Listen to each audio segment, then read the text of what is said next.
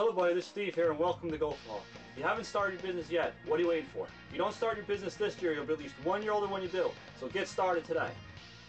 Alright, if you get a chance, get on my forum at www.gopherforum.com. It's chock full of great content for every lawn care and landscaping business owner. Also, read my blog at www.lawnchat.com. And then I got a whole bunch of new books out there, especially the latest, How to Get Lawn Care Customers Volume 3.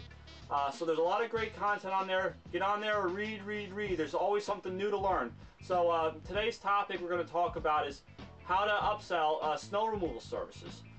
So depending on how you present your snow plowing bid, it can have a direct result if you get hired or not, and what kind of services your customer will sign up for. So I asked a member of the Gopher Lawn Care Business Forum about his methods for estimating snow removal services and how he gets so many upsells. So he told me that the importance of breaking down each service in your bid to show the cost of each one can really help you improve upsells. And I followed up with a whole bunch more questions. So I asked him, how often do your customers go for the bare bones snow plowing jobs versus do they want to take all the services that you offer? And are you ever able to upsell them when they want to go with the cheapest? If so, what do you do to suggest to a snowplow operator, to help increase, the dollar value of each sale? So he responded by saying most customers have told him that they like the way he breaks down his prices, and they accept the whole package. This way they see, where the money's being spent. So say for instance you had two customers, one right next door to each other, and they're both commercial snowplowing customers. And you tell one of the customers he's got an average size lot and a big wraparound sidewalk and he wants de-icer on it. That'll cost him $50 for the snowfall. Now let's say, he knows that his neighbor next door, he's paying only $35. He's got a bigger parking lot to plow. Now you just lost a customer if you did that, because he doesn't realize that his neighbor, has only a front door and no sidewalks at all. So a business owner only usually thinks about, snow plowing the lot. They don't think about the big picture, regardless of the services they want. Now let's say, let's say it this way. The snow removal of the lot is $30. It's less than his neighbor's. Okay, he likes that. You have a pretty big sidewalk. Snow removal for that's going to be another $15. And also, if you want de-icer, we can do that too, but it's going to be $20 on top of that. Then you tell him, I'll use a broadcast spreader that will cover your sidewalk and a little bit of your parking spaces along the sidewalk, and bingo, he thinks he's just got a great deal. He's paying less, for snow plowing his lot than his neighbor, and he's getting a larger area de-iced than he had planned. So in reality, you just got a $65 client. So now, for the ones who just want bare bones snow plowing services, if you get a customer who still wants bare bones services, he says to watch them and watch them some more. And here's why, he said.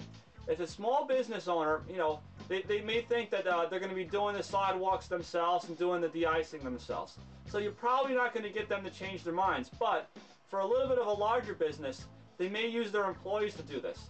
Now, with that, you've got a chance. So for example, he works at a rehab facility, where they said that they're going to take care of the de-icing themselves. So he came back one morning after snow plowing the lot, and he saw two of the office employees out there in their nice clothes throwing around ice melt by hand. So after a few snowfalls, he stopped in and he saw the boss. And he told her, he said, I see your office staff out there with ice melts, being thrown out there by hand. And, you follow up with, this stuff isn't really the greatest thing to get on your hands. And I'm sure it doesn't do, any good on their clothes either. So then you say something like to the effect of, if you want, I'll take care of that for you now for the price that I quoted for you originally. So he said after that, most of the time he's got them. And what you do know is that, these office staff people have been chewing the boss's ear off about how much they hate this.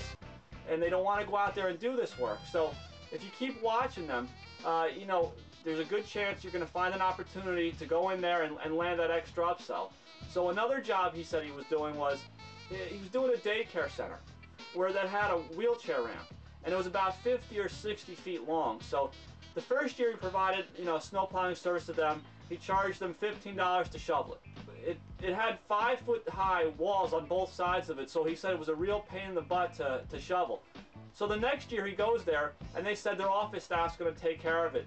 But if it got too deep, they would ask him to do it. So he explained to them that it would be a lot harder when the snow got too deep because of the walls on the sides, and because he said if he's going to be asked to be shoveling this wheelchair ramp as needed, he's going to have to charge them more instead of just the $15 that he had paid, they had paid in the past.